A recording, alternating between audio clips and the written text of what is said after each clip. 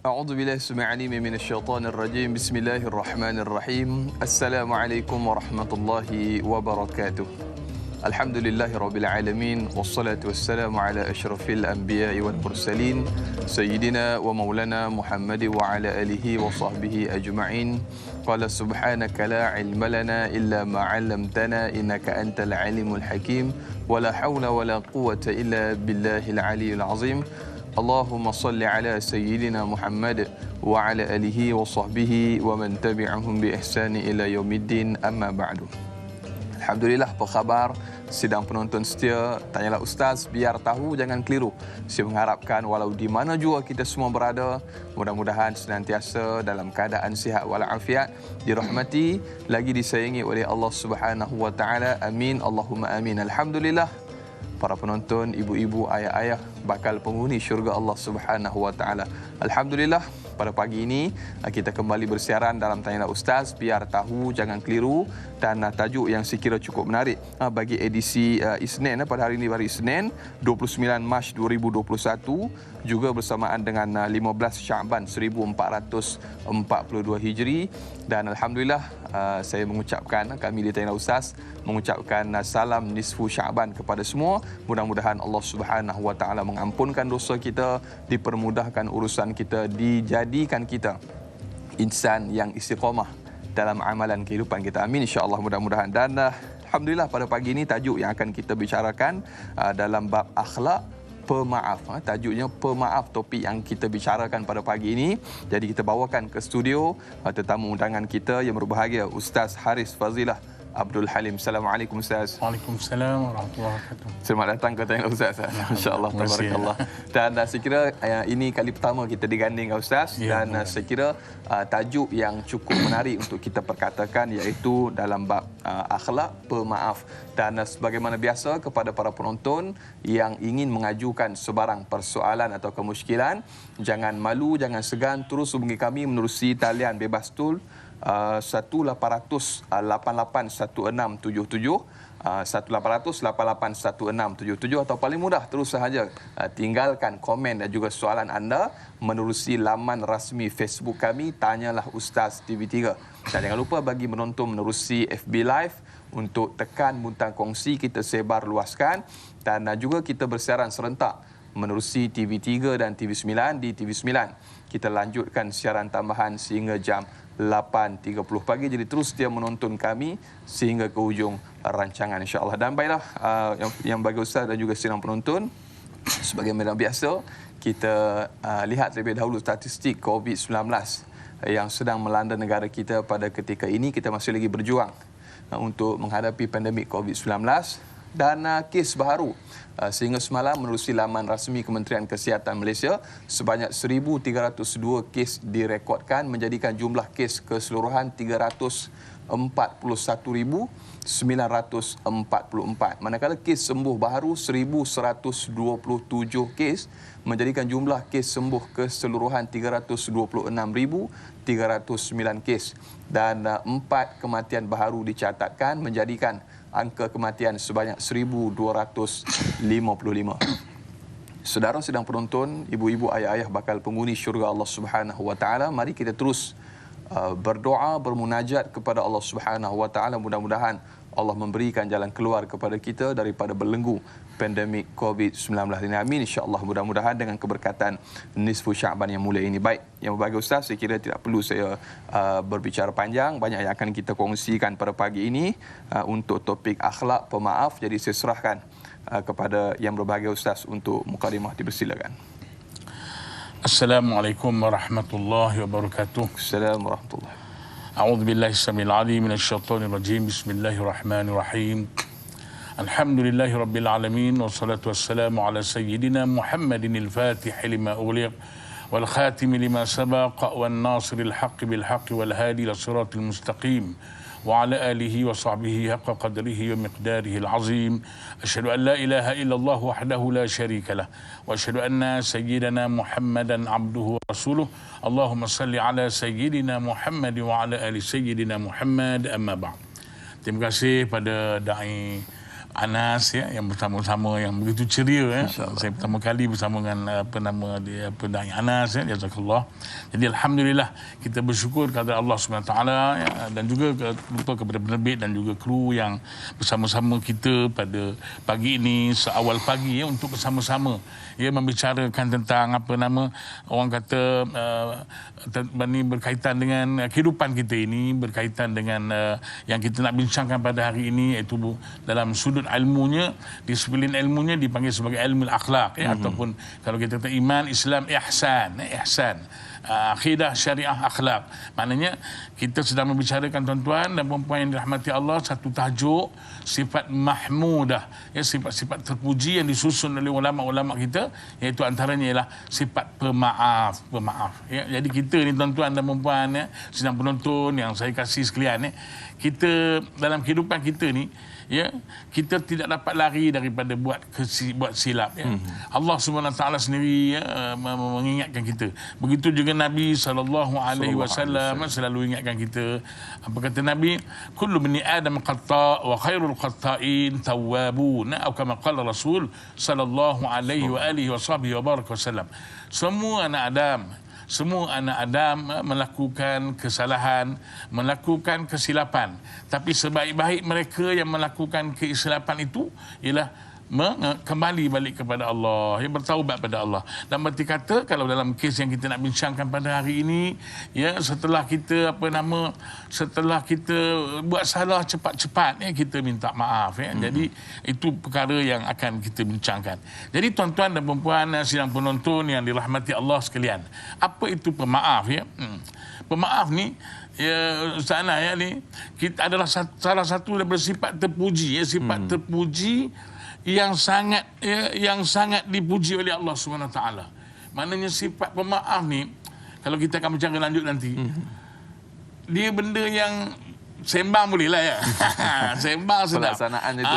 Nak melaksana sekarang itulah. Saya selalulah dengar kan, ni dah keluar cakap berak ni.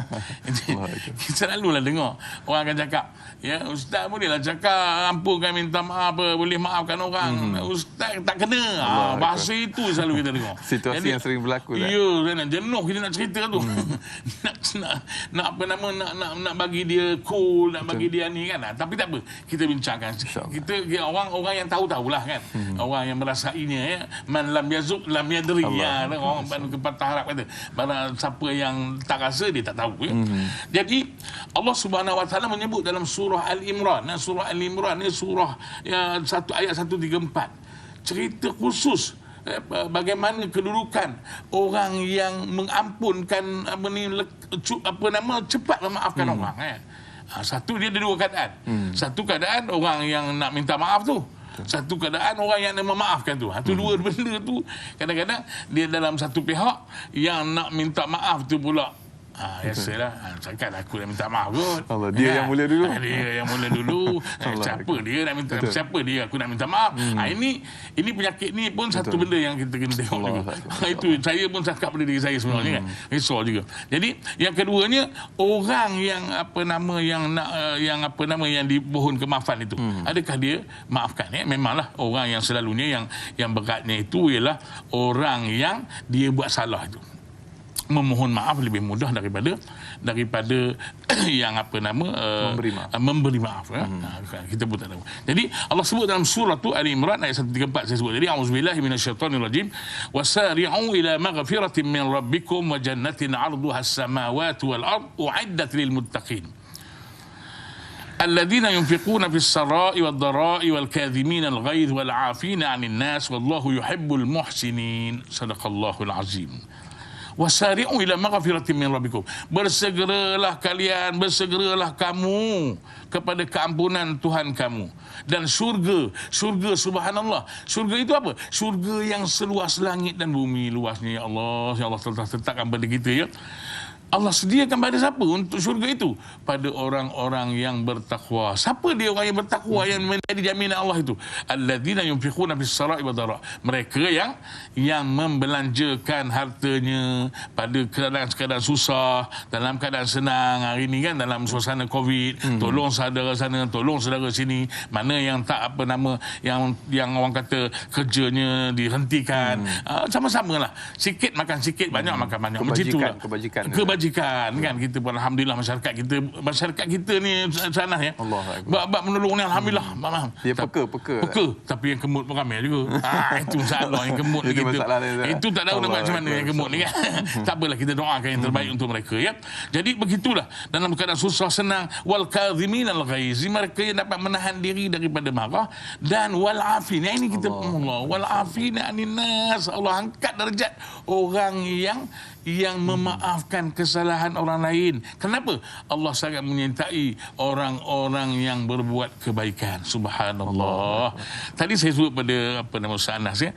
Terkadang orang lebih suka melakukan apapun yang sekadang dia boleh maaf. Kadang-kadang mengapa sifat dia nak dia rasa dia malu ya.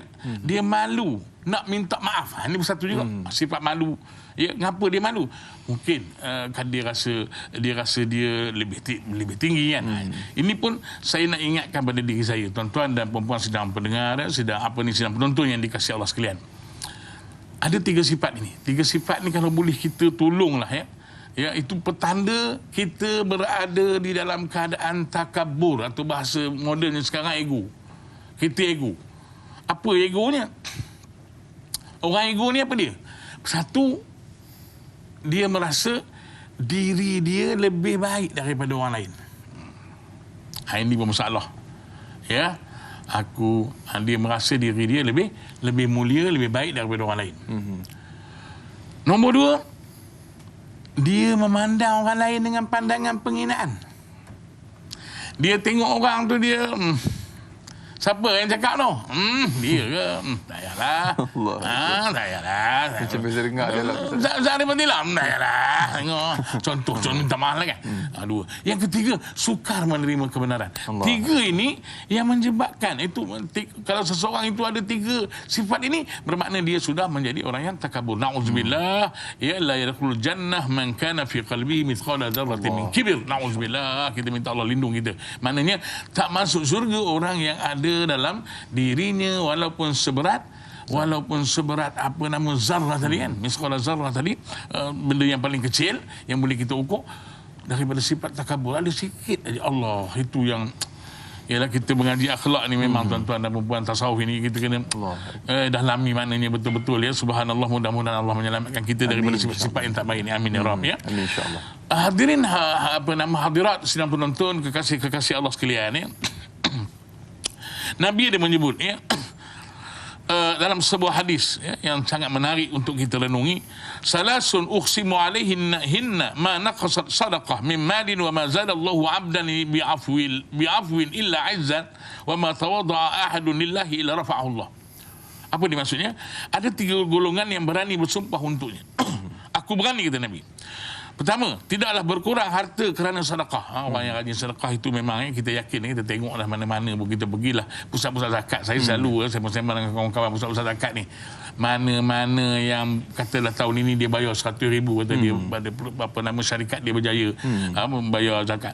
Tahun depan dia akan bayar 200 atau 300,000. Sebab dia memang meningkat sana, betul sana dia barakah sana. Barakah. Itu zakat, sedekah lagi. Allah, tak tahu nak cerita kan. Itu kalau kata-kata bersedekahlah anda sehingga anda menjadi kaya, betul.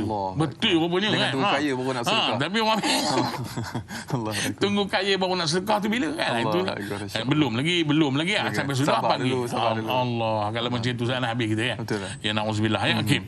Jadi itu pertama. Dan tidaklah menambah bagi seorang pemaaf melainkan kemuliaan. Maknanya orang yang pemaaf ni kemuliaan. Orang yang Allah dia tu mulianya kan. Nanti kita akan ceritalah kekasih Allah, kekasih Allah, kekasih kita simpan dulu Ustaz. Kita ada soalan yang pertama daripada sahabat kita nak raikan di Facebook sahabat kita Sahziatul Sidik. Assalamualaikum Ustaz dan Naim. Waalaikumsalam warahmatullahi. Soalannya Ustaz, apakah keutamaan memaafkan menurut perspektif Islam? Dan yang kedua, bagaimanakah kita sebagai seorang mukmin untuk senantiasa belajar memaafkan sesama kita dengan ikhlas sebagaimana akhlak baginda Rasulullah sallallahu alaihi wasallam yang sentiasa memaafkan. Mohon pencerahan Ustaz. Syukran. Dua soalan daripada Sahziatul Sidik di Facebook. Okey, cantiknya apa ni Sahziatul yang bertanya. Terima kasih Sahnas ya. Apakah bentuk keutamaan ya? Ya Allah tuan-tuan. Allah tadi kita sebut ta'alakum nama uiddatil muttaqin ya, Allah menyediakan. Ada satu hadis lagi Sahnas ya.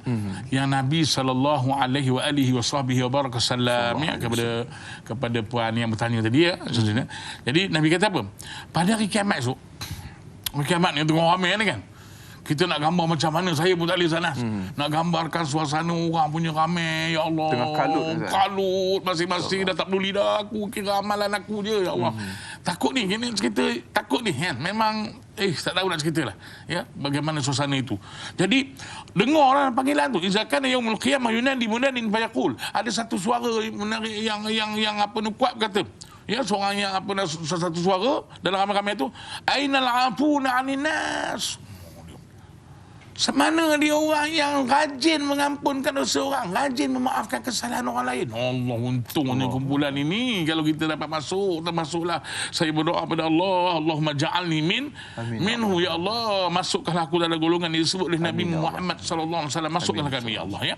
Apa kata Nabi lagi? Ainal afu 'anin nas. Mana dia orang yang, mana dia kumpulan orang yang sering mengampunkan dosa-dosa, memberi maaf kepada orang lain. Apa kata Nabi? Halummu ila rabbikum khuzu ujurakum. Subhanallah. Halummu ila rabbikum khuzu ujurakum.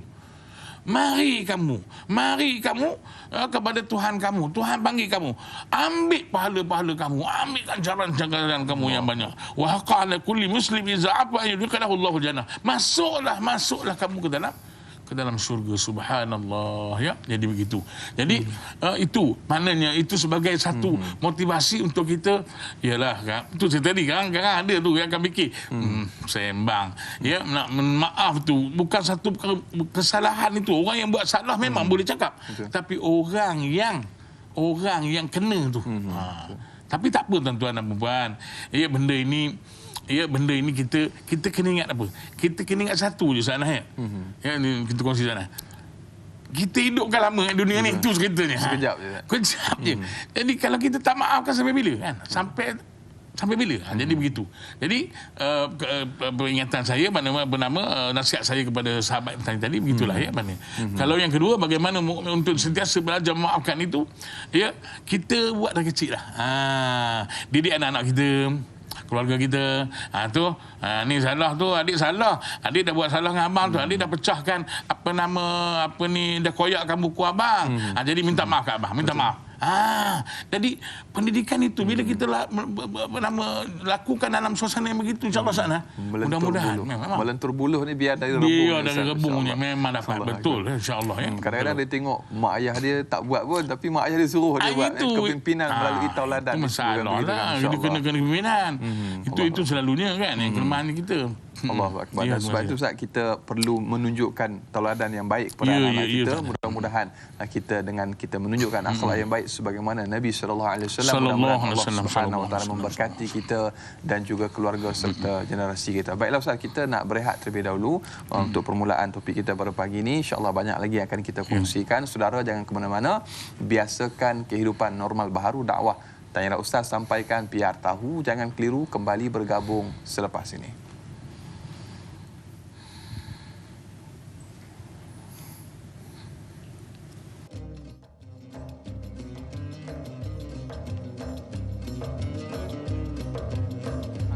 Masih lagi terus dia bersama dengan kami. Tanyalah Ustaz, biar tahu, jangan keliru. Para penonton, ibu-ibu, ayah-ayah bakal penghuni syurga Allah Subhanahu wa taala. Kita masih lagi berbicara topik akhlak pemaaf.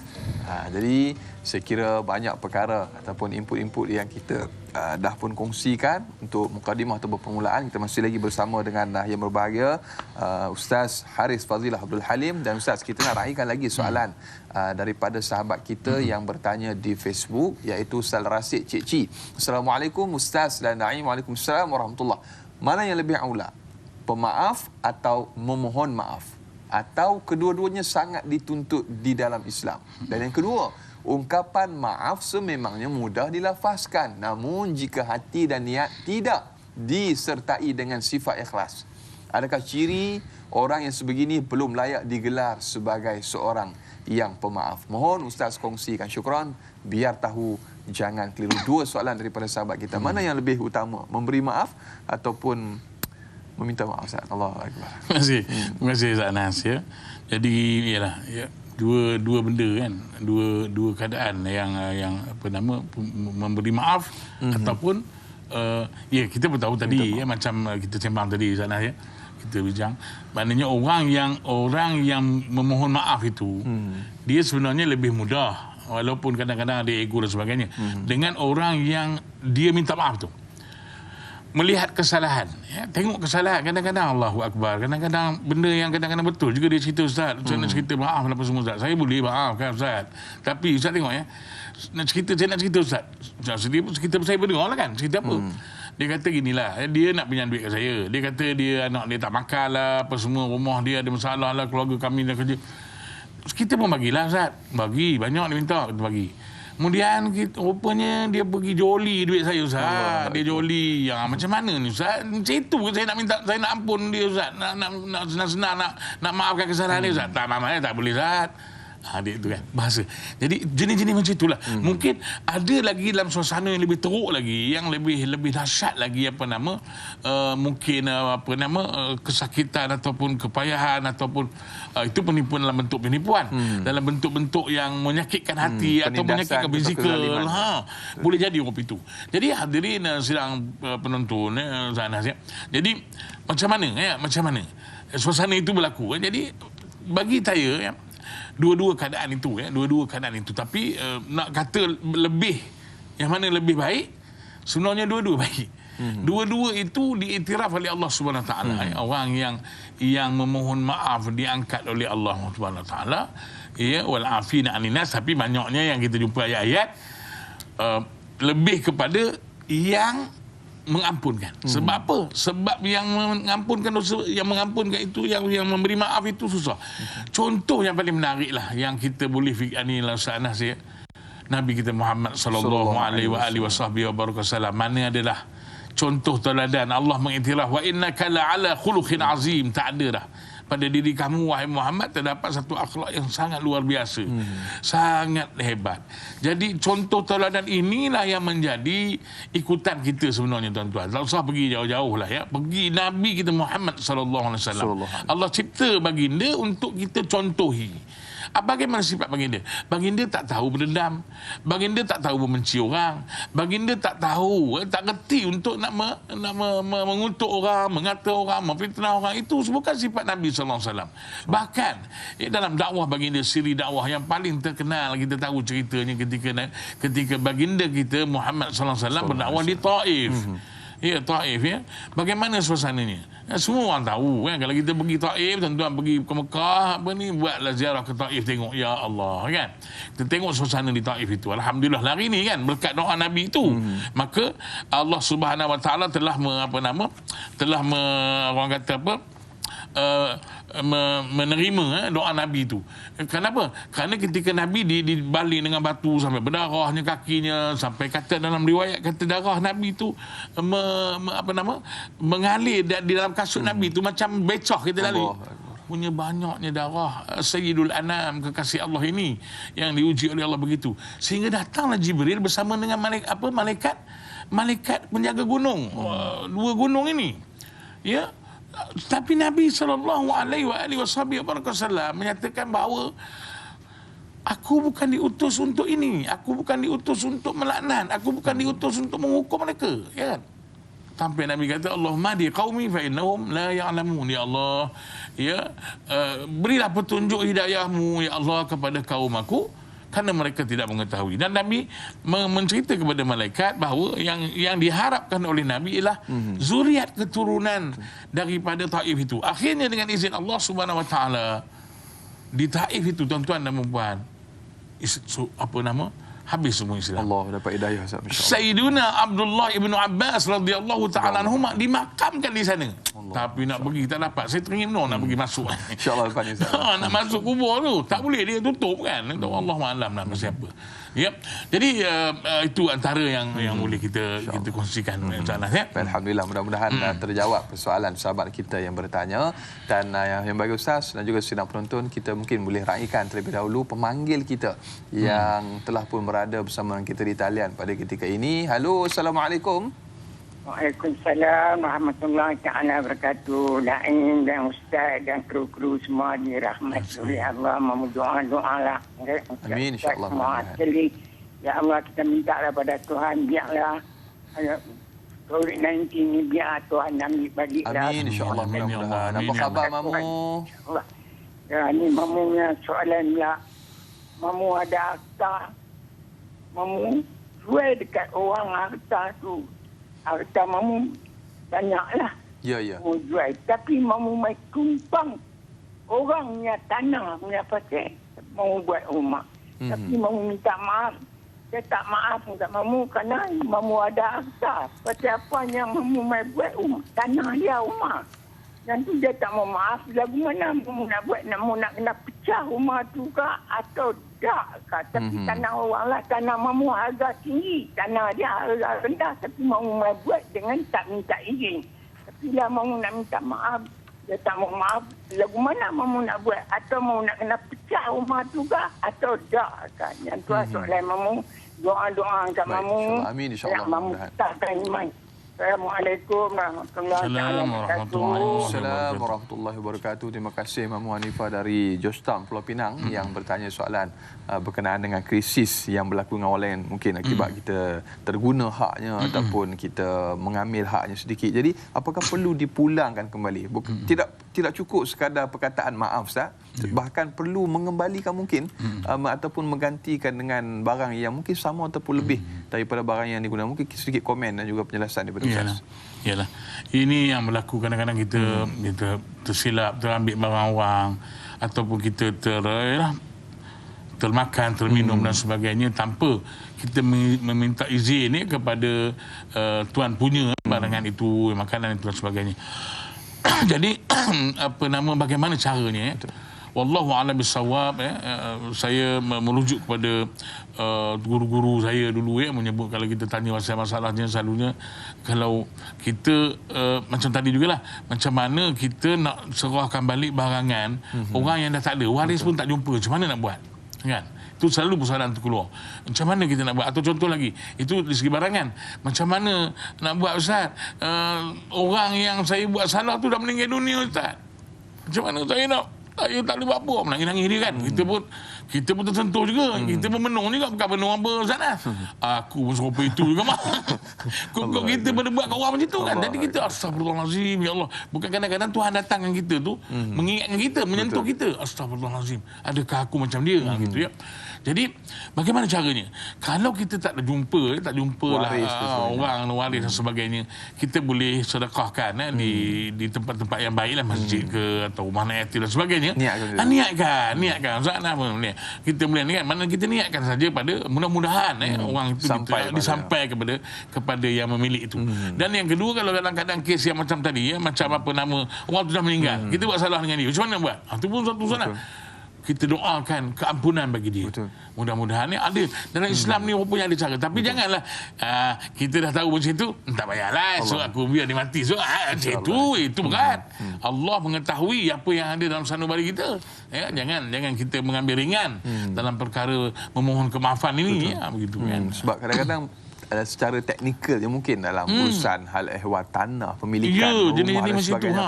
Terkadang bukan dengan orang lain Ustaz, juga sidang penonton. Terkadang dengan ahli keluarga kita. Jadi Ustaz, kadang-kadang dengan orang luar, dengan ahli keluarga kita, saya kira saya peribadi mungkin lebih sukar dengan ahli keluarga sendiri Ustaz. Mungkin sikit komen Ustaz. Ya, betul. Dengan orang luar, kita tak sangat. Dengan keluarga ni, dia ada hubungan darah, hubungan apa.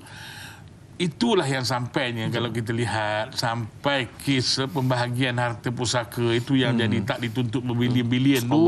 Karena itulah sebenarnya. Kalau kita tengok balik ke kampung, tengok pasal apa tanah-tanah terbiar banyak ni? Rupanya tanah-tanah terbiar itu pusaka yang tidak dibahagikan. Masing-masing kamu lah. Jadi kita pun minta Allah SWT, kita minta doa ya Allah supaya Allah SWT memberikan petunjuk hidayah lah kepada mereka, ya, kepada orang-orang kita ni. Jadi kena berlapang dada lah dalam masalah ini, kan. Masalah pembahagian terpusaka, pembahagian jangan mengambil hak orang dan sebagainya. Ini kena penting sebab benda yang berkaitan dengan harta, berkaitan dengan duit ini, itu perkara besar sebenarnya. Ya. Jangan kita rasa selesa dengan amal-amal soleh kita, tapi kita lupa ya. Perkara yang berkaitan dengan tadi Hablum minan nas. Hablum minan nas. Tambah pula silaturahim keluarga. Itu lagi lah, ya Allah, janganlah. Saya tertarik bila Ustaz sebut banyak tanah terbiar, kebun-kebun yang tak diuruskan, ladang-ladang yang terbiar, yang sepatutnya boleh dimanfaatkan tetapi akibat tidak dituntut, tidak diselesaikan dengan sepatutnya, maka terbiar begitu. Maka apakah jawapan yang kita nak berikan di hadapan Allah Subhanahu wa taala akibat daripada ego kita yang tidak memohon maaf dan tidak memberikan maaf. Allahu akbar. Jadi mudah-mudahan topik yang kita bawa pada pagi ini membuka minda kita, satu wacana yang cukup baik untuk sama-sama kita menjadi seorang yang pemaaf dan juga orang yang mudah untuk meminta maaf kepada orang lain sekiranya kita melakukan kesilapan. Berikutnya Ustaz, kita raikan lagi soalan daripada sahabat kita yang bertanya juga di Facebook, Nurul Huda Tajuddin. Assalamualaikum Ustaz dan Naim. Waalaikumsalam warahmatullahi. Kemaafan perlu lahir daripada hati yang suci ikhlas. Adakah kemaafan yang kita nyatakan setiap hari, terutamanya sebelum tidur itu, boleh membantu mereka yang ada membuat kesalahan kepada kita daripada dosa? Mohon penjelasan ringkas. Terima kasih. Allahu akbar. Sebelum tidur Ustaz. Masya-Allah, tabarakallah. Sedikit tips sebelum Ustaz. Terima kasih. Masih Ustaz Nas. Mudah-mudahanlah apa yang disebut oleh penanya tadi kan, ya. Mudah-mudahan setiap kali kita nak lelapkan mata kita selepas kita berdoa pada Allah Subhanahu Wa Taala, baca doa tidur sebagainya, ya Allah, aku ampunkan dosa-dosa orang yang buat salah pada aku, dan aku mohon padamu ya Allah, seandainya aku ada buat salah pada orang yang aku tidak tahu, aku mohon ya Allah, orang itu juga mengampunkan dosa-dosanya pada aku. Jadi mudah-mudahanlah, mudah-mudahan. Jadi yang tak tahu, yang tak tahu, kita tahu, dia bukan boleh pukul kata. Jangan buat tak tahu. Yang buat tak tahu tu salah. Yang tahu, yang kita kena mohon. Betul, kita kena turun darjat kita. Ya, tidak orang kata apa? Tidak akan hilang bisa seekor orang menyusul akal, kan. Walau macam mana pun kalau kita tu bersalah, minta maaf, tak apa pun tak rugi apa. Tak rugi apa. Mulia orang minta maaf ni, mulia. Subhanallah. Allahu akbar. Mudah-mudahan terjawab soalan sahabat kita, masya-Allah. Kadang-kadang itulah bila sebelum tidur tu, bila mikir banyak sangat, Ustaz, Allah, memang banyak betul dosa kita. Bukan sekadar hubungan dengan Allah, dengan manusia. Insya-Allah. Kadang-kadang kita dah jaga hubungan dengan Allah, tapi kadang-kadang dengan manusia kita, orang kata apa, buat lebih kurang. Jadi sebab kita tak nampak kepentingan tu, Ustaz. Mungkin sedikit penjelasan dulu, Ustaz. Iyalah, kita ni dia ada dua. Satu, hubungan menegak dengan Allah, merentas dengan manusia, dengan makhluk. Bukan manusia je, makhluk. Kan? Kadang dia bagus, semayang, kaji semua, masjid, jamaah, subhanallah, baca Quran, itu. Kadang-kadang bukan apa, Ustaz Nas, kita nampak yang itu tu satu benda penting. Tapi bila kita dengan makhluk, minta maaf dengan makhluk. Saya pernah tengok orang makan di kedai, orang baik pakai biar. Kucing kacau, sepak ni kucing tu. La haula wala quwwata illa billahil aliyil azim. Mana dia sifat rahmah kamu, kasih sayang kamu kepada makhluk Allah. Dia kucing, dia makhluk Allah. Jangan tuan-tuan.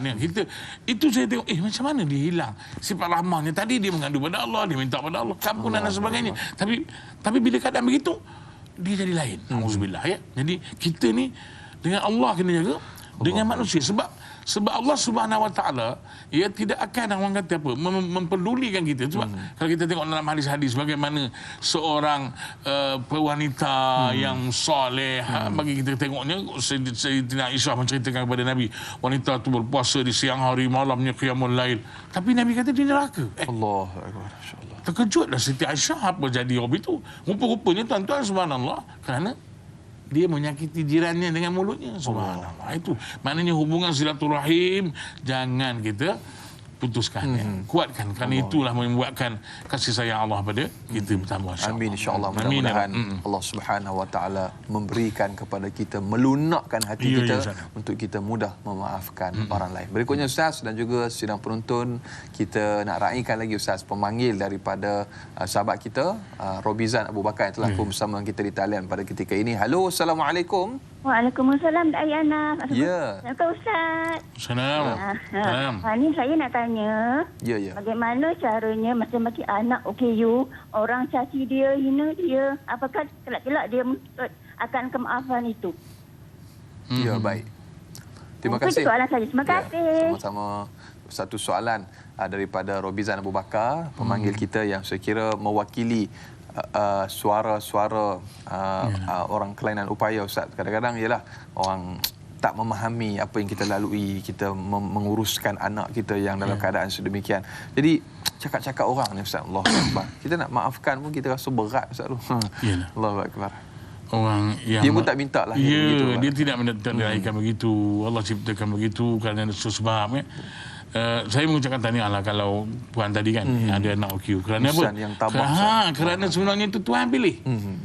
Tuhan pilih orang yang nak jaga anak OQ ni, bukan orang biasa-biasa. Bukan orang biasa-biasa. Orang yang tak ada kekuatan dalaman, Tuhan tak bagi. Sebab apa? Orang yang sabarnya tinggi. Betul, ya, Tuhan nak angkat darjat dia. InsyaAllah puan, ya, Allah merahmati puan dan mengangkat darjat puan. Persoalan orang nak kutuk kata ni, kita nak buat macam mana sana, ya? Nak tutup mulut orang. Mulut terbayang boleh tutup. Mulut orang macam mana nak tutup. Biarlah kita serah pada Allah. Kita berdoa pula mudah-mudahan Allah memberikan petunjuk hidayah kepada orang yang mencaci maki tadi. Ya, mudah-mudahan orang yang mencaci maki tadi dibalik pula kan. Banyak kisah-kisah kita dengar. Akhirnya orang yang buat tak baik itu berubah menjadi baik, menjadi orang yang sentiasa membantu dia, yang memberikan, orang kata bersama-sama pula dalam komuniti OKU dan sebagainya, membantu untuk membuat kepada OKU ni atas keterbatasan fizikal mereka Ustaz. Kadang-kadang kita nak mohon maaf balik atas apa yang kita dah lakukan pada mereka. Macam mana kita nak tahu mereka tu dah maafkan kita Ustaz? Atas mungkin kita sukar nak memahami bahasa mereka, bahasa syarat dan sebagainya. Macam mana kita nak kenal pasti dia dah maafkan aku? Macam mana Ustaz? Kita kena carilah orang yang pakar bahasa syarat pula. Tolong terjemah Ustaz. Tolong terjemah. Allahu Akbar. Ni kena ada orang kena terjemah. Tu kita ada kita kena jurubahasa isyarat. Jangan jurubahasa isyarat tu pula dia kena, kadang-kadang ustaz-ustaz mungkin ada kan. Tapi tak ramai lagi ustaz-ustaz kita yang belajar jurubahasa isyarat ni untuk mengajar balik. Allahu Akbar. Dakwah pada orang buka bisu dan sebagainya. Kan memang kita kurang. Bercakap ni memangnya tapi untuk menggunakan bahasa isyarat, macam contohlah kita bersama hari ini, ada seorang yang bergelar ustaz yang pakar dalam bidang bahasa isyarat ini, boleh memberikan orang kata pulangan pula, ya, bermanfaat kepada kawan-kawan kita, kepada anak-anak kita yang OKU dan sebagainya. Allahu Akbar. Jadi insya-Allah kita doakanlah mudah-mudahan kepada golongan OKU, mudah-mudahan Allah Ta'ala memberikan kekuatan kepada mereka. Kita lihat hari ini pun mereka kuat bekerja Ustaz. Mereka pilihan Allah daripada kita. Mereka pilihan Allah. Mudah-mudahan Allah berkati kita. Dan Ustaz, kita nak berehat lagi Ustaz, dan juga sidang penonton banyak lagi yang akan kita promosikan. Jangan ke mana-mana, teruskan menonton Tanya Ustaz. Biar tahu jangan keliru, kembali bergabung selepas ini.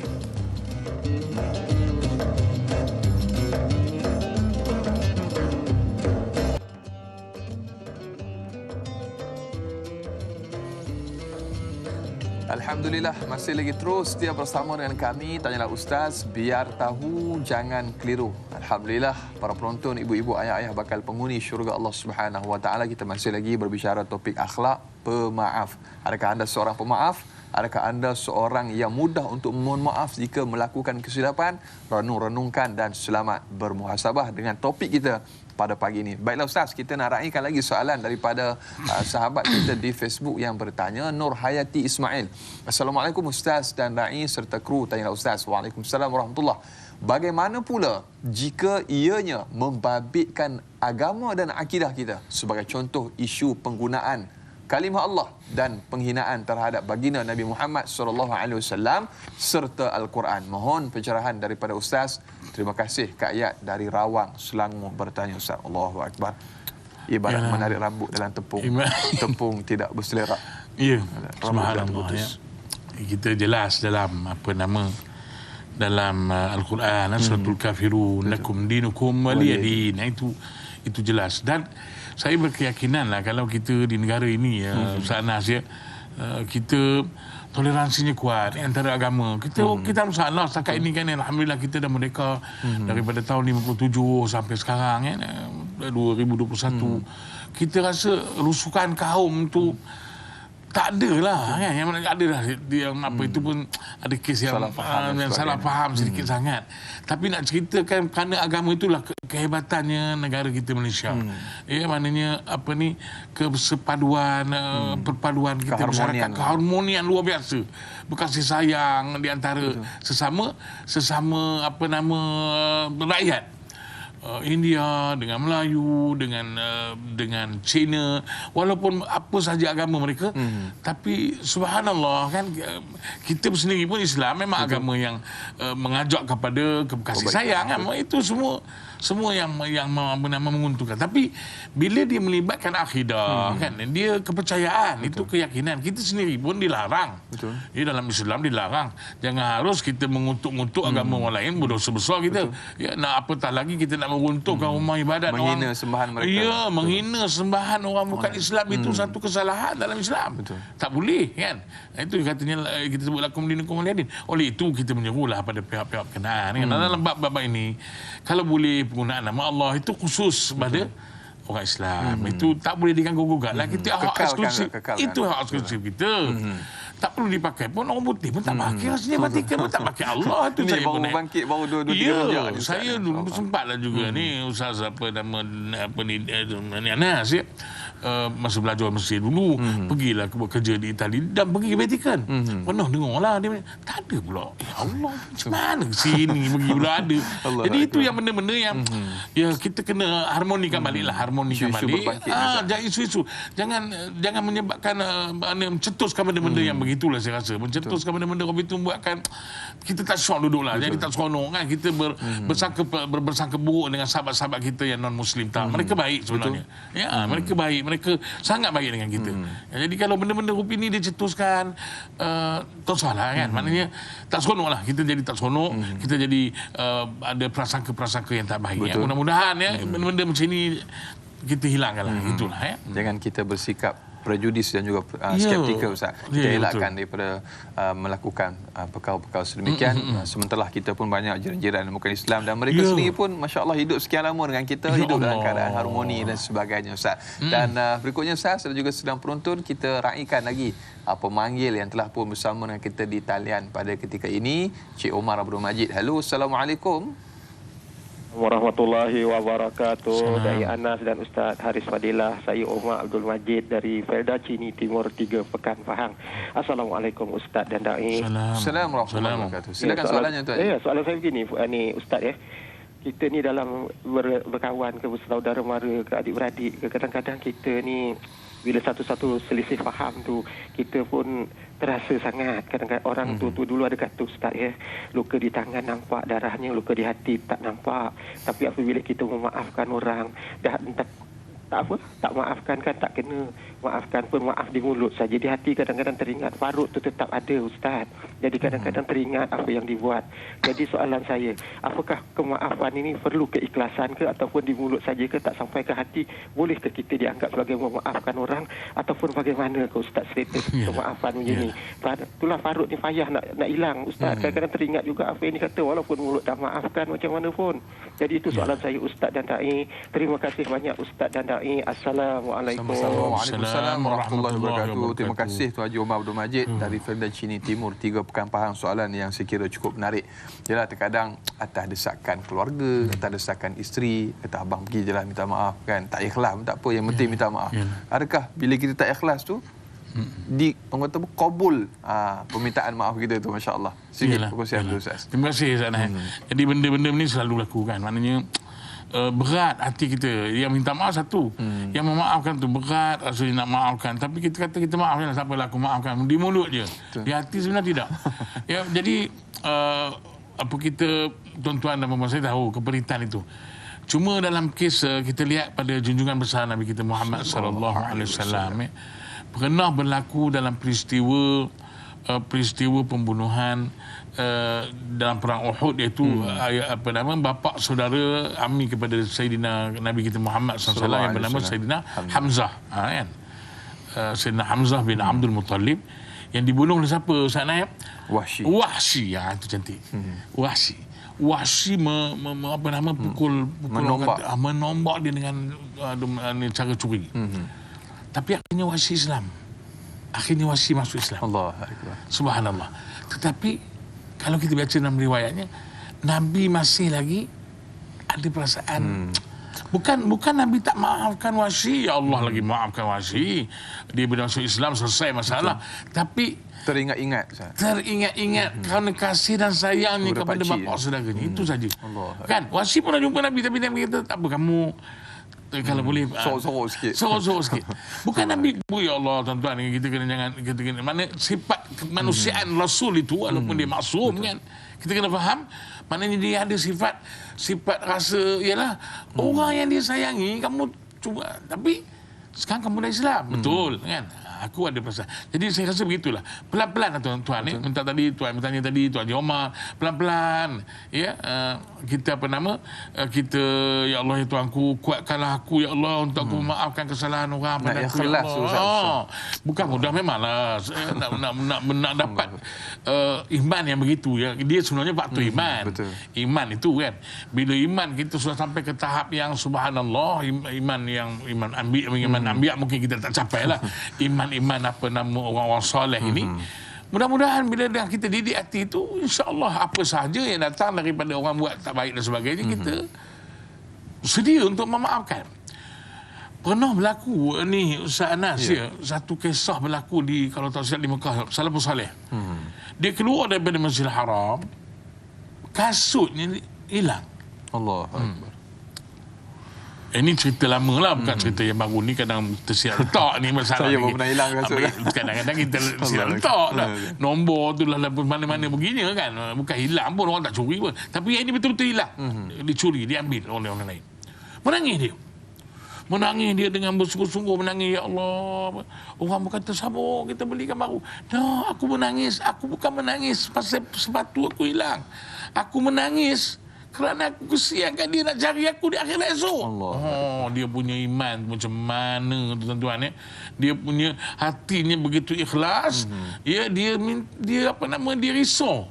Dia sangat bimbang orang yang mengambil hak dia itu akan mencari-cari dia di yaumul mahsyar yang orang begitu ramai yang tak tahu nak cari macam mana. Betul. Kan. Subhanallah. Itu. Jadi mudah-mudahan kita pelan-pelan, kita didik jiwa kita didik hati kita. Ya Allah, aku tidak kuat, ya Allah tolong aku, ya Allah tolong aku.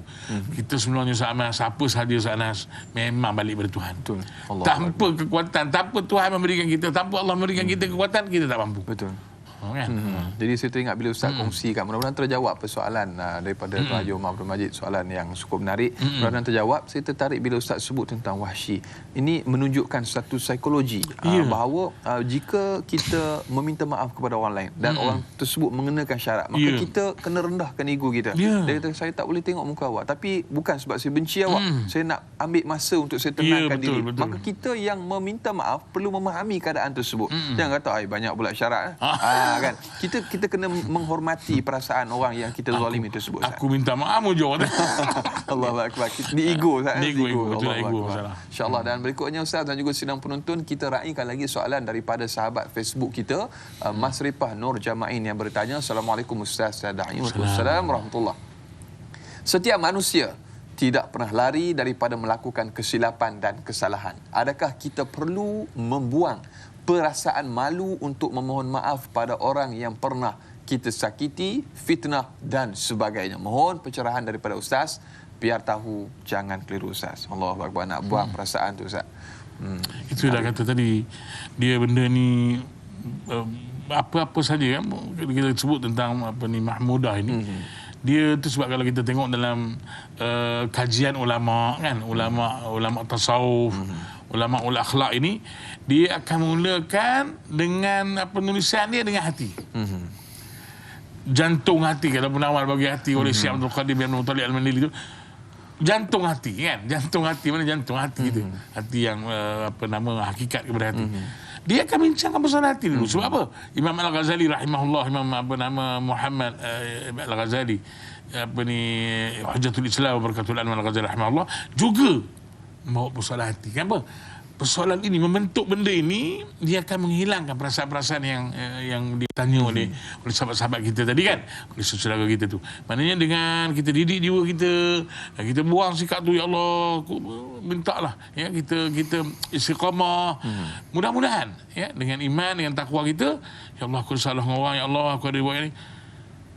Kita akan rasa tu, kita akan rasa tak apa. Sebab apa? Kita dah nampak benda ni besar. Apa lebih besar? Akhirat Allah. Allahu Akbar. Bila nampak akhirat tu besar, yang kena malu minta maaf ke apa ni semua kecil. Aduh. Kalau aku nak dapat, memang tuan-tuan ya, sudah menonton yang dirahmati Allah, nak dapatkan redha Allah ini bukan satu perkara yang mudah kan. Banyak sangat liku-likunya. Tapi kita cubalah ya. Kita cuba sedaya upaya untuk melaluinya supaya kita sampai kepada peringkat redha dan kasih sayang Allah Subhanahu Wa Taala itu. Cumanya Ustaz, dia ada cuma sikit Ustaz. Saya tertarik dengan soalan ni kerana mungkin kita hidup di zaman yang tidak seperti dulu. Sekarang ni zaman tular. Zaman viral ataupun tular ni Ustaz, budaya tular menular ni di Instagram, Facebook dan sebagainya. Saya kira mungkin ada dia punya logiknya, dia punya kebarangkalian, sebab kita nak rasa malu nak minta maaf sebab nanti takut kena tular, takut kena viral dan sebagainya. Oh, rupanya dia betul lah, dia salah, dia yang salah. Jadi menjadi satu buah mulut orang pula. Jadi mungkin atas faktor tersebut sedikit komen pada Ustaz. Ya, betul Ustaz Nas. Ini pun satu juga kan, kita ni semuanya dalam bentuk baru ni. Buat jahat pun. Allahu Akbar. Maknanya banyak betul nak mengumpat nak apa semua dalam bentuk. Yang tak elok, yang tular Ustaz. Yang tak elok. Betul, yang elok selalunya orang diamkan aja. Itu heran. Itu yang kita pun heran. Tak apalah, benda tu kita pun faham kan. Itulah kehidupan dunia kan. Mana kalau tidaklah nama dunia. Betul. Tidaklah ada syurga dan neraka. Macam mana? Jadi begitulah. Cabaran. Oleh itu kurangkanlah. Mana kita ni hati-hatilah. Janganlah, ya Allah ya Tuhan. Kita semua kita. Saya benar-benar tengok cepat sangat sampai tabayun dulu kan. Tabayun dulu Ustaz. Tabayun lah. Itu memang dah jelas lah kan. Sebab kita ada pegangan. Kita ada Quran. Betul. Alladzina amanu iza ja'akum fasiqun binaba'in. Subhanallah, Tuhan dah bagi dah garis panduan pada kita. Garis panduan bermasyarakat ni, kalau kita baru cerita pemaaf ni, buka Suratul Hujurat, ceritalah sebiji-sebiji Tuhan cerita. Ini rukun bermasyarakat. Kalau kamu tak mau bermasyarakat, kamu pakai ni Surah Al-Hujurat. Aku dah tua pada kamu. La yaqtab ba'dukum ba'du ayuhibbu ahadukum ila akhir ayat. Maknanya jangan memburuk sangka, jangan kamu mengumpat sama-sama. Kalau jaga umpat-mengumpat ni, termasuklah yang aplikasi sekarang ni, laju. Tak pakai mulut dah sekarang. Tak pakai mulut. Tapi Ustaz Nas, saya teringat yang Ustaz Nas tahu. Saya teringat bila kita baca surah Yasin, wa ja'alna min baini aydihim saddan wa min qalbihim saddan fa aghshayna wa itu bukan ayat tu. Yang itu. Ayat apa? Al-yawma nakhtimu ala afwahihim wa tukallimuna aydihim wa tashhadu. Al-yawma nakhtimu ala afwahihim wa tukallimuna aydihim wa tashhadu arjuluhum bima kanu yaksibun. Kalaulah di akhirat tangan dan mulut ni, tangan menjadi saksi kan, mulut, kaki apa, boleh tak dia bercakap di dunia? Boleh rupanya. Subhanallah. Lagi banyak bercakap tangan ni rupanya. Baru kita tahu, ya Allah, mana itulah kalam Allah, mukjizat. Mukjizat.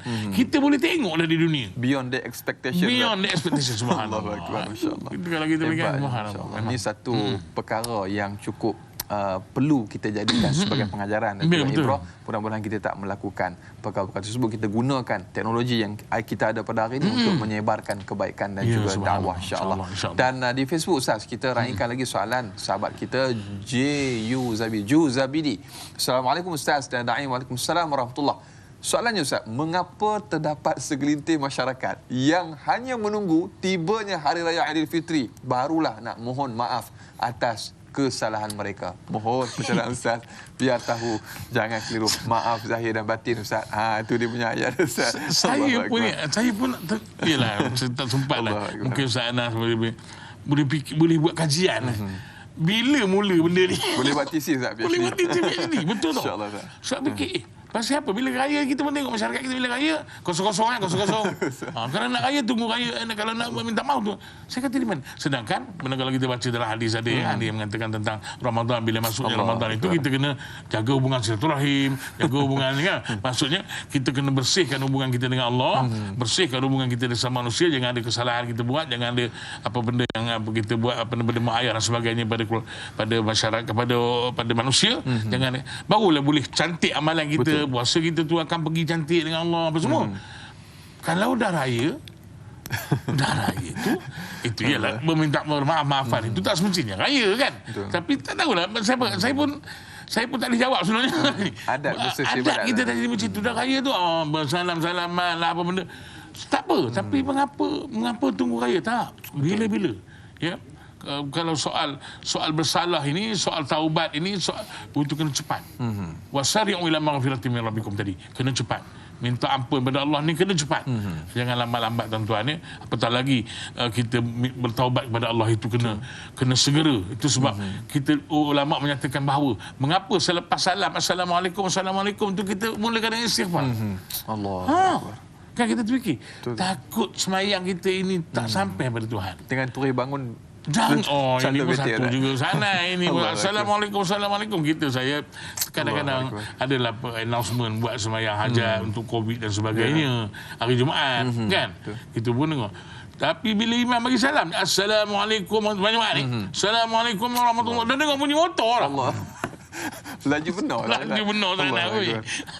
memang tunggulah kejap minta pada Allah kan, barulah dapat kita punya berdoa. Jangan tuan-tuan bila kita solat itu, kalau tidak ada urusan kita berdoa dulu, sebab jangan kita menjadi orang yang disebut sebagai orang yang bakhil ataupun bukan bakhil orang yang tidak mahu untuk bersama dengan mohon keampunan Allah. Ini satu mohon kepada Allah, sebab Allah Subhanahu Wa Taala sangat suka sangat hamba dia bermunajat pada dia ya. Amin, insya-Allah. Mudah-mudahan. Terima kasih bagi Ustaz, satu pencerahan yang cukup baik.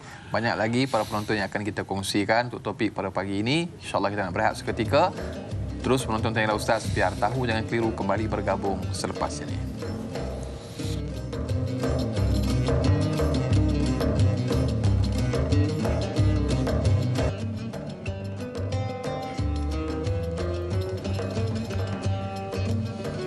Alhamdulillah, terima kasih dan terima kasih. Kurang lebih tepat sejam kita bersiaran semestinya dalam Tanya Ustaz, biar tahu jangan keliru.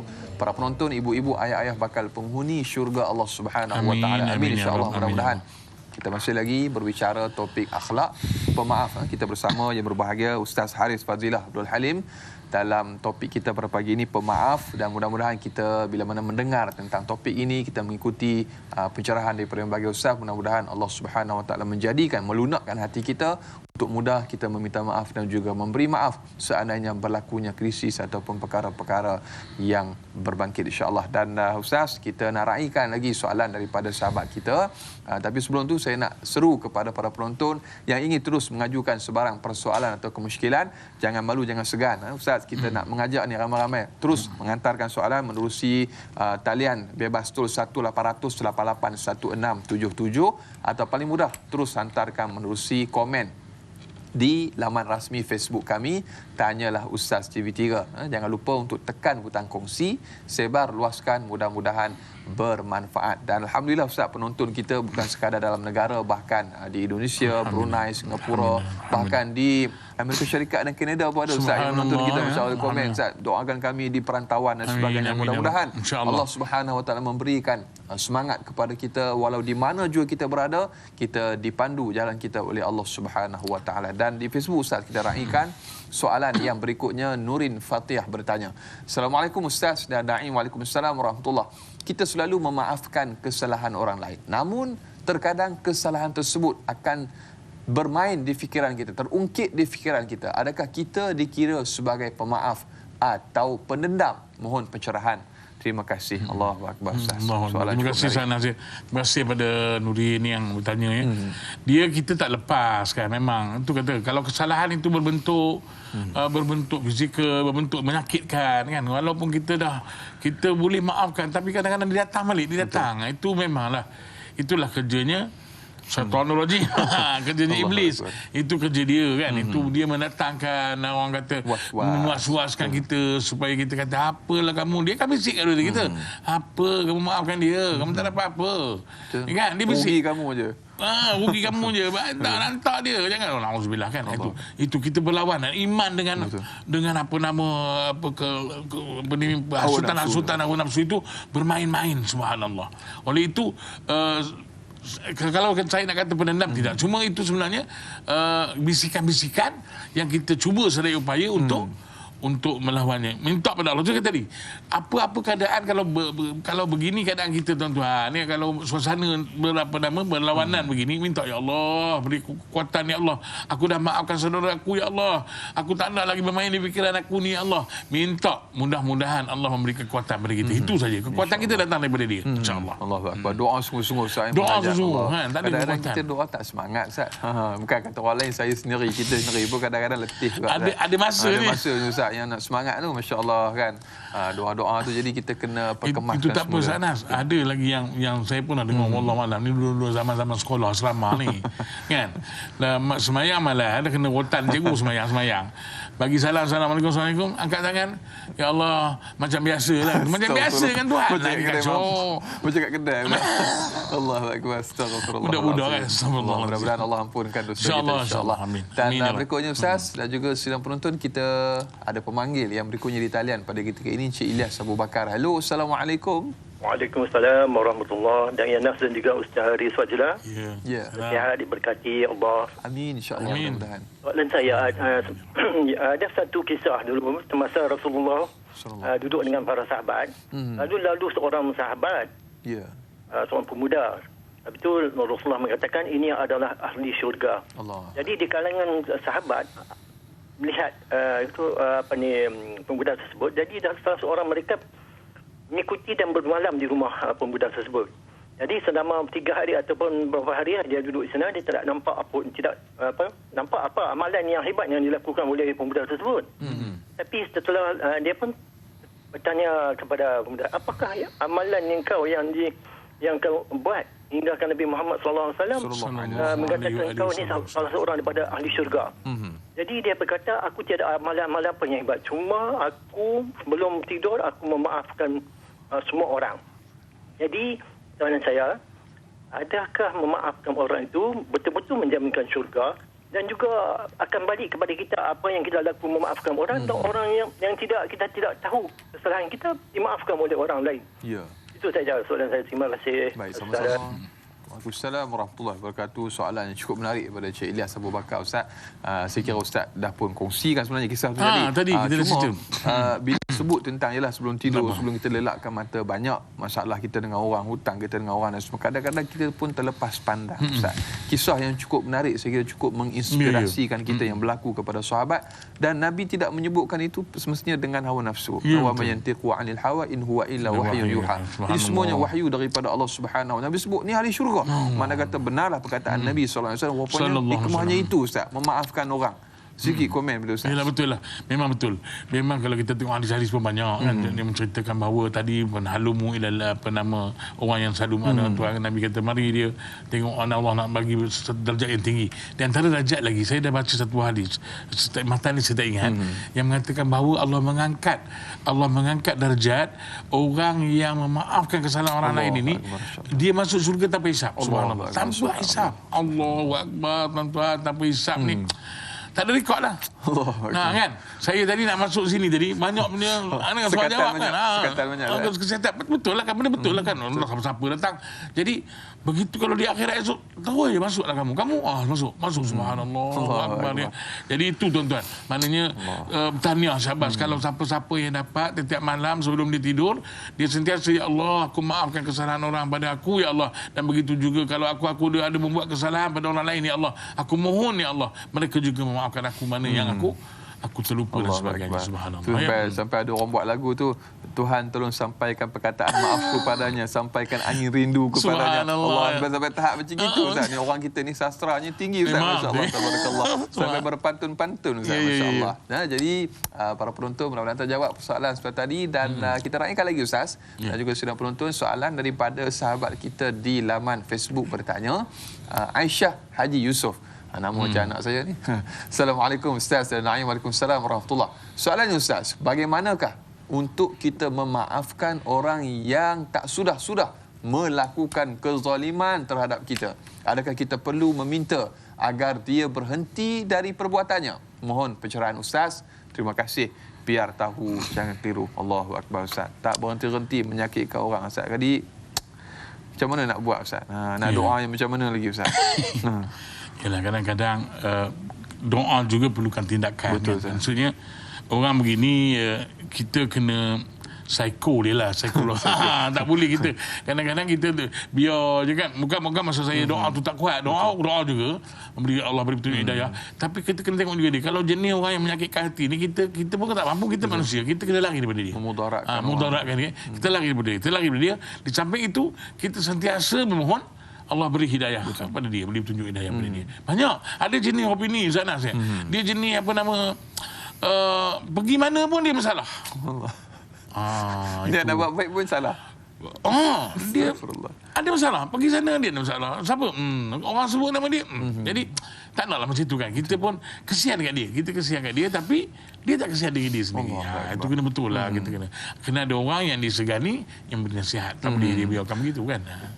Mungkin dia kena personal coaching. Dia kena belajar tu. Titik tu orang kata Swiss tak jumpa lagi.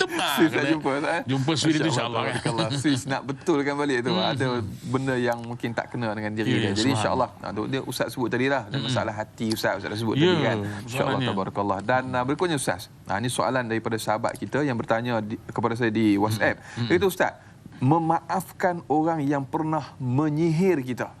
Ustaz, ni benda berat ni Ustaz. Kena dah teruk, terlantar. Jadi orang tu datang minta maaf. Dia kata sebenarnya aku yang buat. Jadi macam mana nak maafkan orang macam ni Ustaz? Memang. Terkadang sihir tu pula sampai dah meninggal orang tu Ustaz. Jadi sikit komen daripada Ustaz. Saya gini lah nama Allahu Akbar. Tinggi tu. Tinggi darjatnya. Ya. Saya teringat sebuah hadis lah. Sebuah hadis Nabi SAW, ya. Kalau kita tengok, kita amati cerita ni tuan-tuan, sangat memberikan kita kekuatan sebenarnya. Apa dia?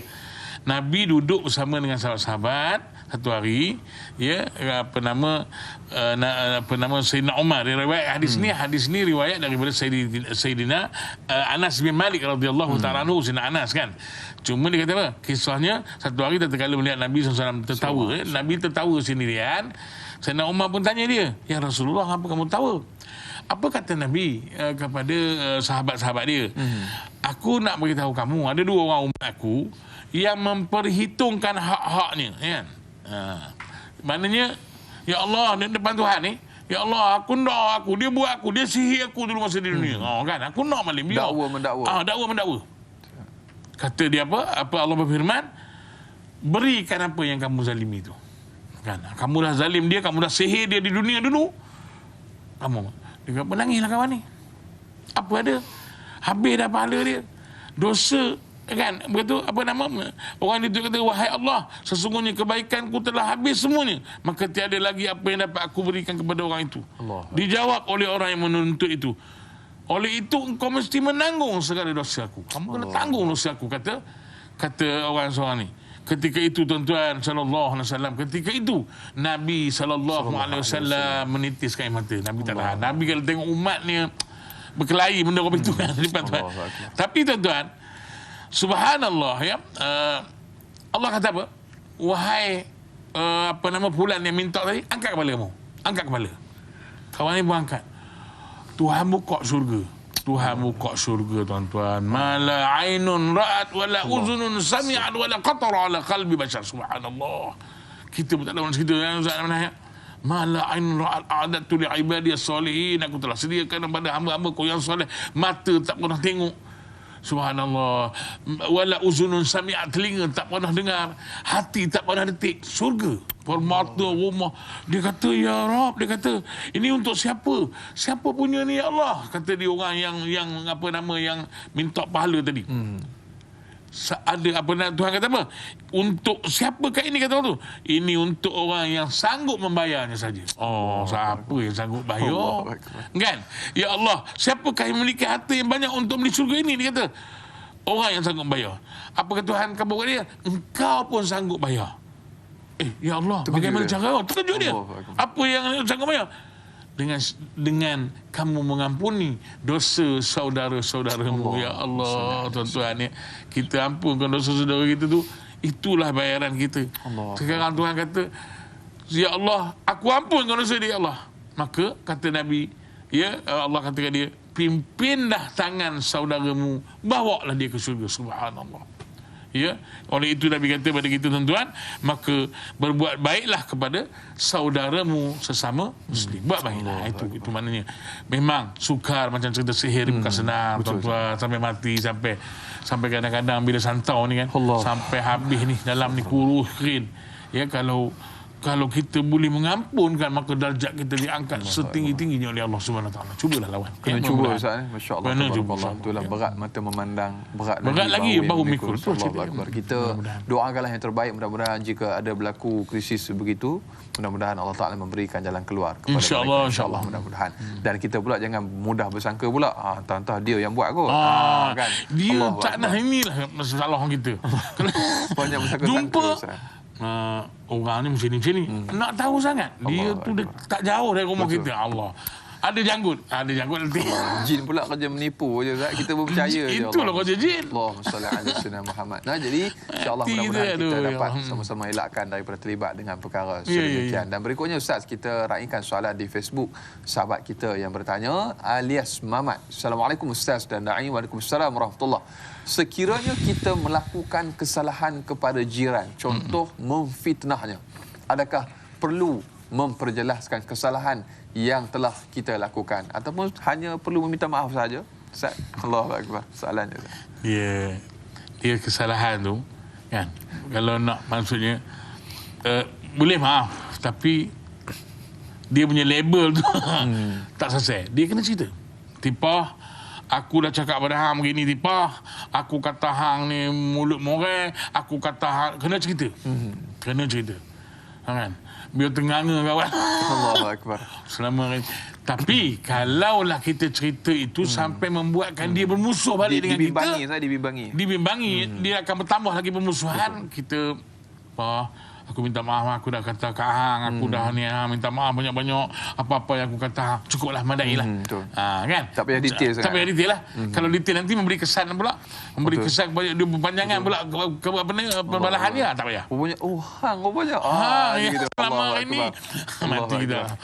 Allah naya. Jadi insya-Allah cukup sekadar kita melihat situasi Ustaz, kita melihat situasi untuk kita mengungkapkan perkataan tersebut. Mudah-mudahan dipermudahkan insya-Allah. Dan berikutnya Ustaz, kita raikan lagi juga soalan yang berikutnya di laman Facebook sahabat kita yang bertanya, Teratai Huda. Teratai Huda bertanya, apakah hukum sekiranya kita tidak mahu memberikan kemaafan kepada orang yang telah membuat kesalahan kepada kita walaupun mereka yang bersalah telah berkali-kali memohon maaf? Mohon penjelasan Ustaz. Terima kasih. Biar tahu, jangan keliru. Saya buka info je, minta maaf lah. Tak berhenti-henti orang tu minta maaf, kita baru dia tahu. Dia Ustaz, ini mungkin ada masalah di hati Ustaz. Dia ginilah, dia minta maaf tapi tidak dibalas. Berulang-ulang kali dah minta dah, orang tu tak maafkan Ustaz. Dia abaikan begitu. Dia maksudnya mana dia minta maaf lah. Dia teringin orang tak minta maaf. Ini kepada ingatan saya lah pula ya. Saya buat sebuah hadis Nabi, ingatan kepada orang yang bila kita minta maaf, kita tak nak maafkan. Na'udzubillah ya. Nabi pernah menyebut dalam sebuah hadis. Nabi kata apa? Ya Rasulullah, inna li, kata seorang sahabat Nabi yang bernama Sayyidina Abu Hurairah radhiyallahu taala anhu, dia kata apa? Aku ada seorang sahabat, aku ada seorang sahabat, saya saya sambung silaturahim saya kepada sahabat saya. Tapi mereka buat buruk pada saya. Mereka tak nak. Maknanya contohnya saya minta maaf, dia tak nak balas. Dia terus membalas buruk kebaikan pada kami. Dia terus buat perkara-perkara yang tak baik. Dia mana dia tak nak sambungkan silaturahim. Maka Rasul kata apa? betul ke kamu cakap tu? Betul ke dia nak kamu nak kamu minta maaf pada dia apa semua? Dia tak nak maafkan kamu, betul ke? Kalau betul yang apa kamu cakap tu, seolah-olah kamu telah menambur debu panas ke wajahnya. Allah Akbar. Ya kan? Dan sentiasa Allah akan menolong kamu selagi kamu terus berbuat seperti itu. Maknanya apa? Maknanya Ustaz Anas ya. Maksudnya orang yang kalau orang bersungguh-sungguh minta maaf pada kita, kita tak maafkan, kita jadi masalah. Zalim kita. Zalim. Zalim jangan.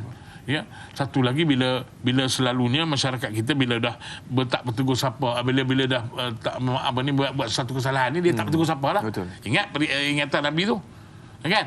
Apa nama la yahillu limri'in muslim an yahjuru aqahu fawqa salat ayyam. 3 hari ya. 3 hari. 3 hari tak bertegur siapa tuan-tuan kerana masalah tadi, maka tidak halal. Maknanya habislah kita punya amal-amal soleh yang lain. Betul. Kita kadang-kadang kita lupa itu tuan-tuan. Saya pun risau juga kita lupa bahawa kita seronok dengan amal-amal soleh kita bagus. Tapi kita lupa kita menjaga hak-hak orang. Betul. Sebab Islam ni ada hak ke atas sama-sama saudara seagama, hak kepada jiran, hak kepada semua. Seronoknya jiran pula tu hak jiran yang tak Islam. Kita kena Allah Islam indahnya. Bukan saja yang Islam, yang tak Islam pun kita kena penuhi. Saya terfikir bukan apa ni apa nama Ustaz Anas kan. Ni mungkin kalau kita cetuskan benda ni mungkin orang terkejut. Betul. Kalau jiran kita tak Islam, Cina, sakit, kita pergi ziarah. Allahu Akbar. Memang kita tak pergi. Tak kalau ramai mati, yang pergi. Allahu Akbar. mati ni cerita mati Ustaz Anas. Saya pergi. Mati. Jiran saya betul. Duduk dekat long dia. Anti baik kita dah kenal dia. Tapi kita tak, dia tak Islam, zahirnya tak Islam. Kita pergi dekat long dia, kita cakap pada diri kita lah, ya Allah kesiannya makcik ni tak, dia sahabat aku, dia jiran tangga aku, dia baik dengan anak aku, tapi dia tak boleh, dia tak Islam zahirnya lah kan. Ya Allah, kau tetapkan iman padaku. Cakap gitulah pada diri kita. Takkan nak baca qul Allah pula kan? Baca qul Allah tu bangkit mayat ni. Astagfirullah. Jadi subhanallah, begitulah keadaannya kan. Jadi kita sama-samalah kita betulkan balik insya-Allah. Risau fikir yang ada pada diri Nabi sallallahu alaihi wasallam terhadap umat baginda Nabi Muhammad sallallahu alaihi wasallam yang perlu ada dalam diri kita. Mudah-mudahan lebih ramai lagi yang apabila melihat memandang kepada akhlak kita, mudah-mudahan tertarik mereka untuk mendalami dan juga kembali kepada fitrah, iaitu kepada Islam yang tercinta, insya-Allah. Mudah-mudahan. Dan Ustaz, banyak lagi yang akan kita kongsikan, tapi kita nak tamat di siaran di TV3 dan juga kita nak sambung 30 minit siaran di TV9. Saudara, para penonton, ibu-ibu, ayah-ayah bakal penghuni syurga Allah Subhanahu wa taala, terus yang menonton kami. Insya-Allah kita berjumpa lagi selepas ini. Tanyalah Ustaz, biar tahu jangan keliru.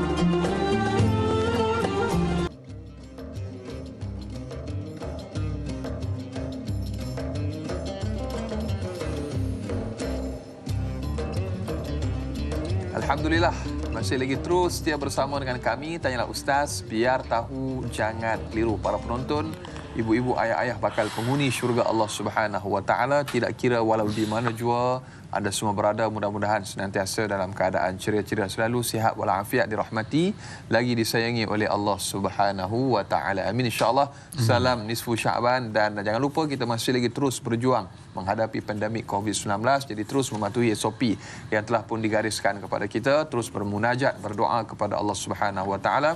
Mudah-mudahan Allah memberikan jalan keluar kepada kita. Alhamdulillah, kita masih lagi bersama yang berbahagia Ustaz Haris Fazilah Abdul Halim. Ustaz, kita masih lagi berbicara topik akhlak, pemaaf, dan kepada para penonton yang ingin mengajukan sebarang persoalan atau kemusykilan, jangan malu, jangan segan, malu bertanya sesat jalan. Terus hubungi 18881677 atau terus sahaja tinggalkan soalan anda menerusi komen di Facebook. Tanyalah Ustaz TV3. Jangan lupa untuk tekan butang kongsi, sebarluaskan, mudah-mudahan bermanfaat insya-Allah. Berikutnya Ustaz, kita raikan soalan sahabat kita di Facebook. Muhammad Salim, Assalamualaikum. Waalaikumsalam warahmatullahi. Soalannya Ustaz, bagaimanakah selepas kita memaafkan orang tersebut, kita mengelakkan diri kita daripada berjumpa dengan mereka kerana kita tidak mahu masalah yang sama berulang kembali, Ustaz. Ni saya kira pendekatan yang digunakan. Boleh ke kita buat macam ni, Ustaz? Dia, terima kasih sana. Dia, yalah, kalau bentuk dia maksudnya kalau dia mengelakkan tu niatnya ikhlas, bukan ada niat untuk bantunya nak tak suka orang kata kan, mana maaf lah atau malas jumpa dia. Kena betulkan niat kita lah, itu je. Innamal a'malu binniyat. So kalau niatnya begitu kerana untuk jangan mencetuskan lagi ke apa-apa, nak bagi reda lagi hati, tidak ada masalah saya. Cuma kalau niatnya tak bertemu itu kerana benci, kerana dendam, kesumatnya, kebencian yang sangat, walaupun mulutnya mengatakan maaf tapi di hati dia masih lagi masih lagi orang kata ada perasaan-perasaan yang tidak baik pada orang yang telah dimaafkan itu kan. Jadi benda-benda macam itulah yang menyebabkan selalunya dia, kalau kita tengok sana saja yang jadi mencetuskan itu sebab dia bertambah lagi orang kata dia menirik-lirik. Dia dari kecil dia menirik-lirik membawa kepada benda lain lagi dendam, melarat. Berpanjangan bahasa modennya. Bahasa daerah saya itulah melirik-lirik panjang menjadi asyik kecil. Benda kecil Macam dulu lah Ustaz Nas, macam berlakunya perbalahan orang Arab kabilah-kabilah tu, asalnya kes kambing seekor benda je. boleh selesai, Ustaz. Ansar dengan Aus dengan Khazraj kan kita baca sejarah ni bertahun-tahun kerana asalnya kecil je. Itu jadi api dendam, kesumat, permusuhan ini benda yang sangat-sangat dibenci oleh Islam, yang Islam sangat-sangat memeranginya. Oleh itu sebab Nabi bawa, kalau kita tengok semangat hijrah cukup menarik. Betul. Sampai di Madinah 3 benda Nabi buat. Allahu Nabi bina masjid nombor 1 sebab apa? Di masjid lah untuk mempersaudarakan antara Aus dan Khazraj dan akhirnya Muhajirin dan Ansar. Mana bila umat Islam dah bersatu, berkasih sayang, tidak ada lagi masalah. Kan? Tak ada ruang untuk dakwah-dakwah ni masuk. Turun ayat, subhanallah. Saya yang kagum tu ayat yang menceritakan tentang kasih sayang orang Madinah kepada orang Muhajirin ni. Subhanallah, Ansar ni. والذين تبوأوا الدار والإيمان من قبلهم يحبون من هاجر إليهم. Subhanallah, suka sangat orang Mekah ni datang ke tempat dia, yang mana ni Madinah. Bukan kalau kita kan pendatang tanpa izin lah pula, apa ni mengacau betul aku kita ni masalah ni orang-orang keluar banyak. Dah bersuka sebab apa? Mereka tahu yang datang itu ialah membawa iman. Yuhibbuna man hajara wala yu'thiruna ala anfusihim walau kana bihim qasasah. Mereka sanggup mendahului, ini kan taksir dia panggil isar, mendahului kepentingan orang Madinah, orang Mekah daripada diri. Sampai makan minum, makanan mereka tak ada, mereka dulukan. Anak mereka lapar, dia lapar dan sebagainya lapar, tapi tidak orang-orang Madinah, orang yang datang tadi makan dengan kenyang. Subhanallah. Inilah yang kita tak ada pada hari ini, yang mudah-mudahan kita bina balik, buang benda-benda yang boleh menyebabkan kekusutan, benda yang boleh menyebabkan pertikaian di antara sesama kita. Kita sifat ikramul muslim, memuliakan sesama saudara kita, masya-Allah. Ini satu sifat yang cukup baik yang saya kira kita kena praktiskan dan kita kembalikan. Ini antara amalan yang dilakukan oleh baginda Nabi sallallahu alaihi wasallam. Dan berikutnya kita ada pemanggil lagi Ustaz di talian pada ketika ini. Hello, assalamualaikum. Waalaikumsalam warahmatullahi wabarakatuh, Dai dan Ustaz. Okey, soalan saya pagi ni tanya Ustaz. Ya. Apakah kesan dan juga kebaikan supaya sentiasa menjadi pemaaf di kalangan suami isteri dalam rumah tangga serta dapat menghindarkan daripada sifat-sifat ego? Itu soalan saya. Terima kasih. Assalamualaikum warahmatullahi wabarakatuh. Sama-sama. Waalaikumsalam warahmatullahi wabarakatuh. Terima kasih Cik Ismail Mak Isa dari Sungai Buloh bertanya, ialah sedangkan lidah lagi tergigit. Ini kan pula suami isteri. Macam mana dengar? Ini cerita film ni. Masya-Allah, tabarakallah. Subhanallah. Hidup suami isteri. Masya-Allah. Dia sedangkan lidah lagi tergigit. Ini kan suami isteri. Subhanallah. Bila cerita suami isteri ni, semua orang yang kahwin tahulah. Kan? Semua orang yang ada isteri, semua orang yang ada suami kan tahu. Selalunya minta maaf sana, minta maaf lah. Siapa yang ego? Laki ke perempuan? Suami ke isteri? Ego. Suami tak? Memang. Terpaksa berat cakap ni. Memang berat. Saya memang berat. Kita orang lelaki ni memang berego. Betul. Kita tahu yang kadang-kadang isteri kita buat tu betul kan. Tapi betul. kita nak rasa kita tu orang tapi tahulah dah. tengok Allah. subhanallah, itu memang minta maaf lah kaum wanita. Ni tak ada kena-mengena dengan yang hidup ataupun tidak, yang mati. tidak ada. Tidak ada kena-mengena yang masih hidup atau yang masih mati. Astagfirullah. Subhanallah, subhanallah tuan-tuan ya. Oleh itu memang kalaulah toleransi di antara suami isteri ni wujud dalam rumah tangga, subhanallah, rumah tangga Nabi. Rupanya bila baca sirah apa nama Ustaz Anas ya, Nabi pun berlaku juga. Krisis ada kan. Bukan krisis macam mana Allah. Cemburu biasa manusia, sifat manusia. Saya teringat kisah apa nama? Kisah Nabi SAW berada di rumah Sayyidatina Aisyah.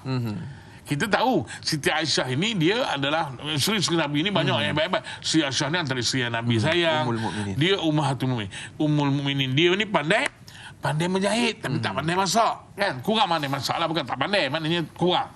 Satu ketika bila Nabi berada di rumah rumah Siti Aisyah, ada seorang kalau tak silap satu orang Ummu Salamah kalau tak silap. Isteri Nabi yang lain menghantar minta jariahnya menghantar makanan sup berbentuk surbah ke rumah Nabi yang berada dengan Siti Aisyah. Masa itu Siti Aisyah tengah masak. Teringat suami tak? Subhanallah. Datang ketuk pintu. Assalamualaikum. Waalaikumsalam. Nabi kata, ni saya bawa ni yang Rasulullah kata, siapa tu ni? Aku ni bawa daripada Ummu Salamah surbah. Siti Aisyah tengok. Kamu nak bawa balik mangkuk ni ke atau kamu ku pecahkan mangkuk? Bunyi cerita macam lawak kan, macam ni normal. Cemburu normal. Sebab Siti Aisyah tak kurang pandai masak. Jadi akhirnya apa berlaku? Akhirnya orang tu dah tak tahu nak bawa macam mana. Nak bawa balik kan Ummu Salamah kata. Jadi jadi akhirnya dia letak memang dipecahkan oleh Siti Aisyah. Ketika itu Nabi SAW mengutip apa nama piring-piring yang pecah tu, apa dia kata? Mak, kalau bahasa Peraknya, mak koma dah ngamuk dah kan. Kalau cakap Peraknya maknanya mak koma ni dah cemburu, mak koma cemburu. Itu maknanya normal. Jadi rumah tangga Nabi SAW ini inilah tapi alhamdulillah inilah contoh tauladan. Maksudnya di antara suami isteri mesti ada sentiasa bermaaf-maafan. Untungnya kalau suami isteri dapat hidup rukun damai bermaaf-maafan sama sendiri. Allahu Akbar. Toleransi tu Ustaz dalam dalam keluarga. Jadi insya-Allah mudah-mudahan kita dapat sama-sama amalkan. Banyak lagi Ustaz kita akan kongsikan. Menarik cerita pasal suami isteri memaafkan satu sama lain. Insya-Allah kita nak berehat seketika. Tanya Ustaz, biar tahu jangan keliru, kembali bergabung selepas ini.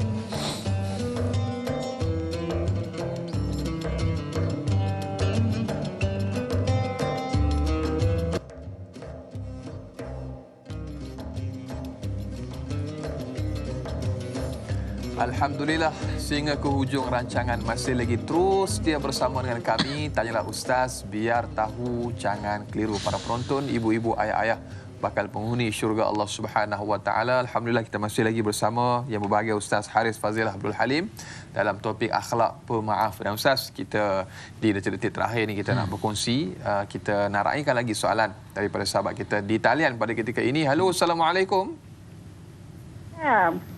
Ya, siapa di talian? Saya Melor Ismail daripada Pontian Johor. Ya, silakan dengan soalannya. Ini saya nak tanya Ustaz. Ya.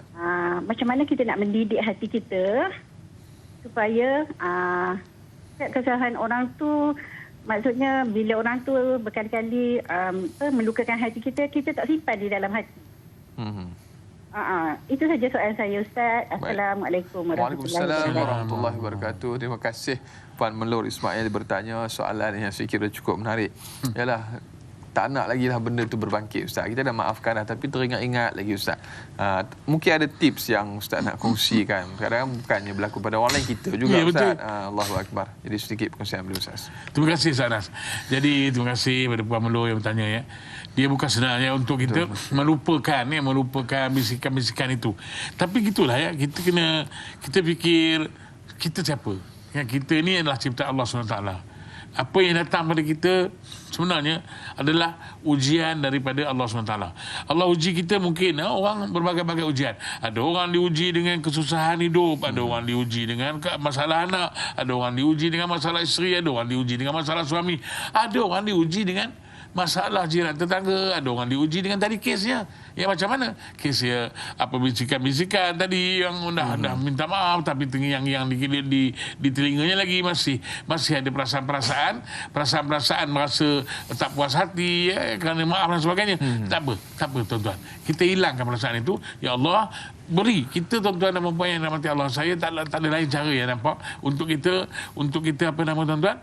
Untuk kita dapatkan satu kekuatan melainkan daripada Allah. Ya Allah, beri aku kekuatan ya Allah untuk aku menjalani kehidupan ini, ya, supaya aku dapat memaafkan kesalahan orang ataupun menjadikan orang supaya aku memandang saudara seagama aku dengan penuh kasih sayang. Semua itu kita kena mohon, jangan membenci orang dan sebagainya.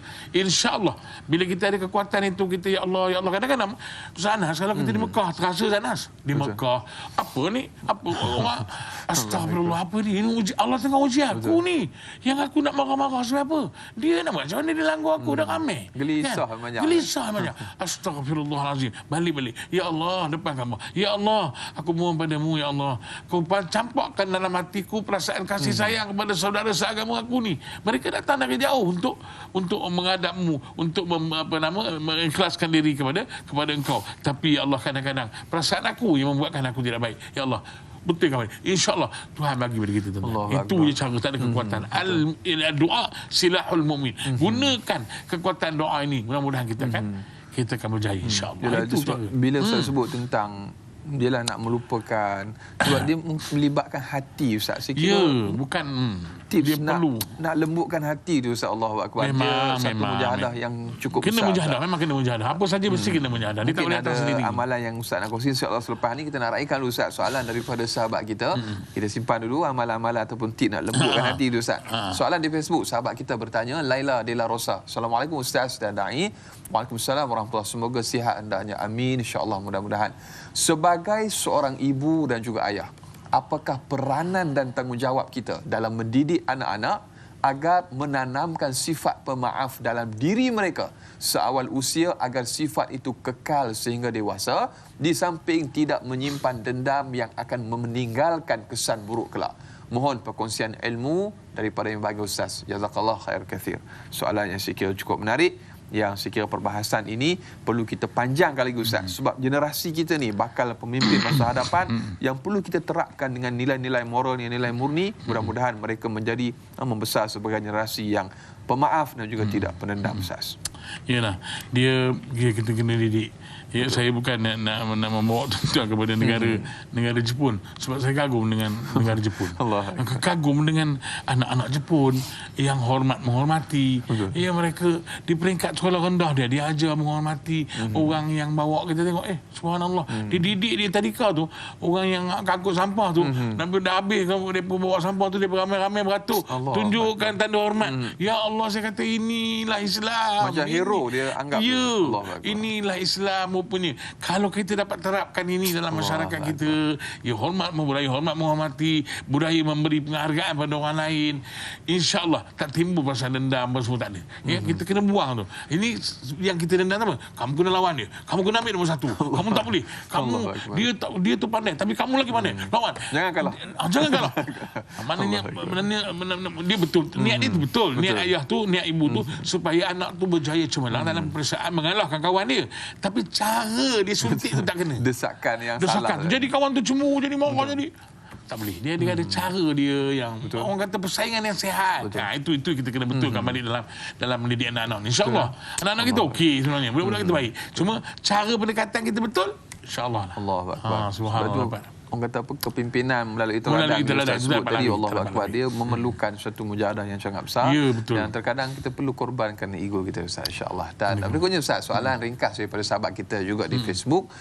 Ruby Abu Bakar bertanya, Assalamualaikum Ustaz dan Dai. Waalaikumsalam warahmatullahi.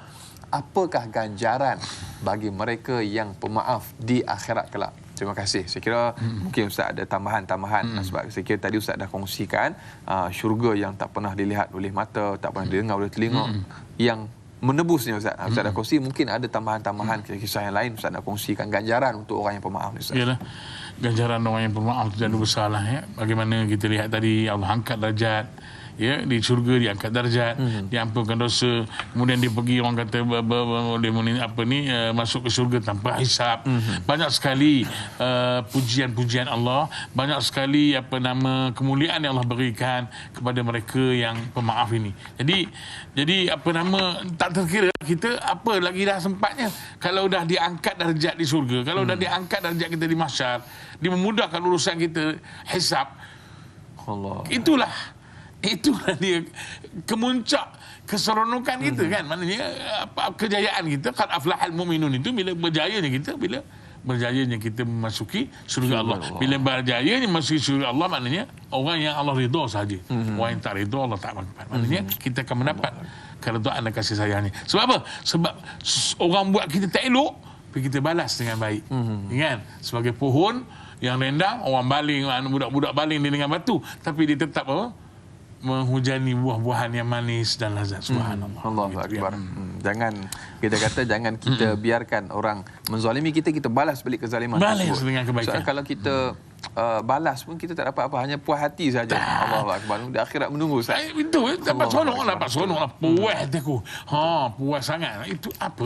Kan itu. Allahu akbar. Walaupun dendam terbalas Ustaz. Dan berikutnya Ustaz, mungkin Ustaz boleh kongsikan tadi tentang amalan ataupun kaedah untuk lembutkan hati. Hati kita ni penyakit banyak Ustaz. Allahu akbar. Senang aja ni. Saya terpaksa rujuk benda yang kita agama kita ni Quran hadis. Rujuk hadis dulu. Hadis kata apa? Subhanallah. Nabi kata jumudul ain bi qasatil qulub wa qasatul qulub bi qasatil dunub wa qasatil dunub bi hubbi dunya wa hubbi dunya bi karahitil maut. Banyak jelas Nabi sebut. Mengapa mata payah ni, nak cerita lembut hati ni. Mengapa mata payah nak mengeluarkan air mata? Kan kita tengok orang qiyamul lail, orang menangis-nangis, ya Allah, kita nak sebelah. Apa ni dia menangis, aku susah benar nak menangis kan. Nak toyak macam ni, orang toyak apa. Ya Allah kita ini malu ni. Jadi kita na'udzubillah. Siapa?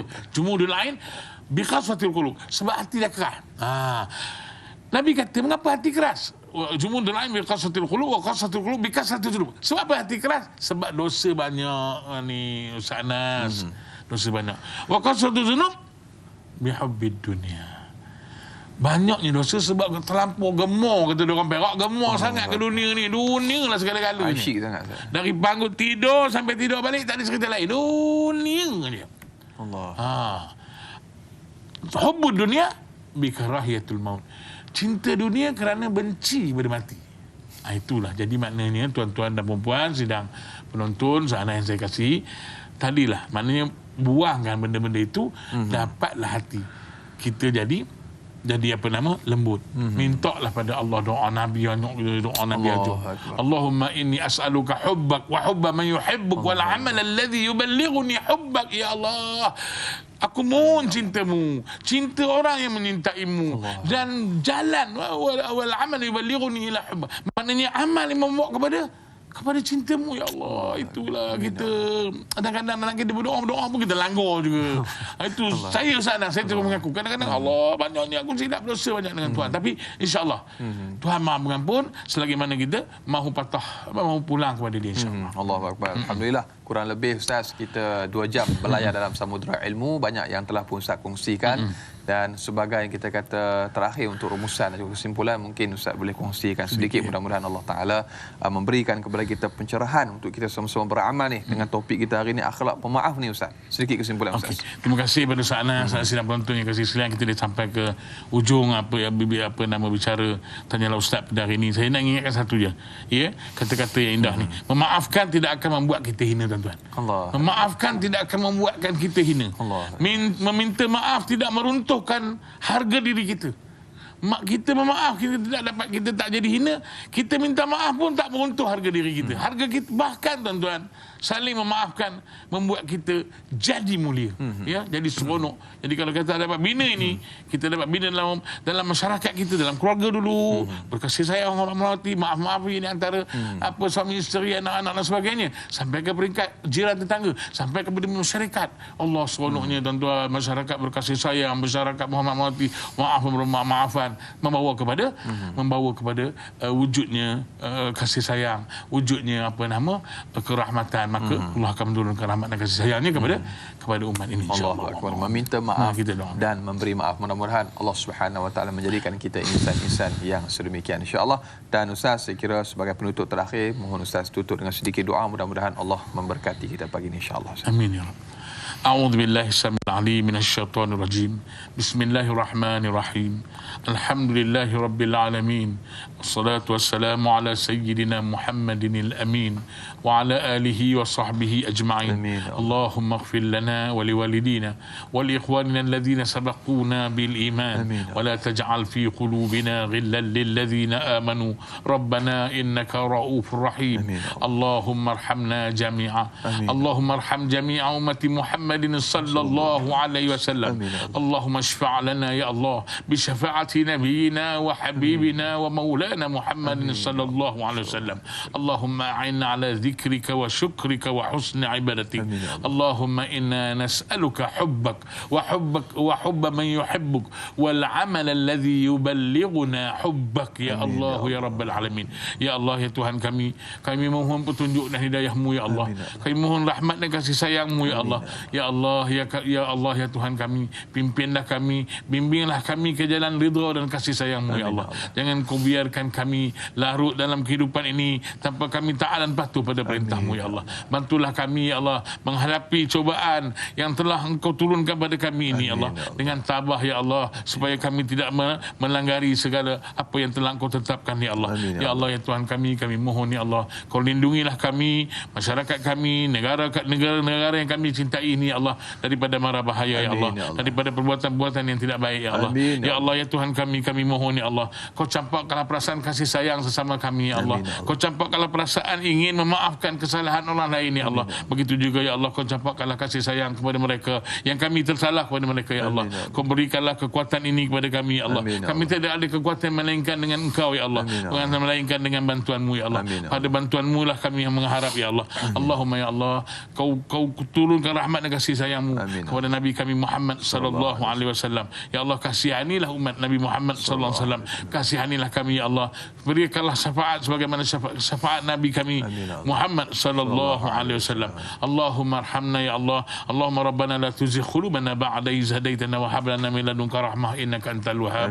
Allahumma ja'al jam'ana hadha jam'an marhuma wa tafarruqana min ba'dihi tafarruqan ma'suma mubarakan fihi ya rabbal alamin. اللهم ربنا آتنا في الدنيا حسنة وفي الآخرة حسنة وقنا عذاب النار وقنا عذاب النار وقنا عذاب النار وصلى الله على سيدنا محمد عبدك ورسولك النبي الأمي وعلى آله وصحبه وبارك وسلم. سبحان ربك رب العزة عما يصفون وسلام على المرسلين والحمد لله رب العالمين. تقبل الله منكم. Minna wa minkum taqabbal karim. Terima kasih bagi Ustaz atas sudia berkongsi pada pagi ini. Mudah-mudahan Allah berkati kita. Saudara, jangan mencari yang sempurna. Sempurnakanlah apa yang ada, tidak ada yang sempurna melainkan Allah Subhanahu Wa Taala. Sehingga berjumpa lagi esok hari. Assalamualaikum warahmatullahi wabarakatuh.